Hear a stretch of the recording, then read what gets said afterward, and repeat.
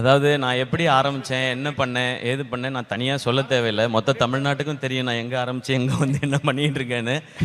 ஆதார் கார்டெலாம் கேட்பீங்களா? நான் சொல்லவே இல்லையே ஃபங்க்ஷனுக்கு வரும்போது ஆதார் கார்டு எடுத்துகிட்டு பட் எடுத்துகிட்டு வந்திருக்கேன் நான். செக் பண்ணிக்கலாம். ரவி மோகன் ஸ்டுடியோஸ்க்கு எப்போ சார் டேட் தர போகிறீங்க?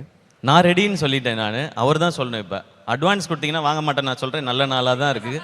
ஸ்டேஜ் இருக்குது, என்கிட்ட பேங்க் அக்கௌண்ட் இருக்குது, செக்கு கொடுக்கலாம், இங்கேயே சைன் பண்ணலாம், கொடுக்கலாம். நான் ஏதோ வேணான்னு சொன்ன மாதிரி நானும் யோசிச்சேன் எதுக்கு ஆதார் கார்டு பேன் கார்டுலாம் எடுத்துட்டு வரேன்னு சொல்லிட்டு இதுக்காக தான் போல. Ravi sir, thank you. உங்களுக்கு ஓகேவா? அந்த அளவுக்கு கூடிய சீக்கிரம் ரவி மோகன் ஸ்டுடியோஸ் வளர்ந்து வந்ததுக்கு அப்புறம் நானே வரேன் பிரதர். டைரக்டரா ப்ரொடியூசரா சார்?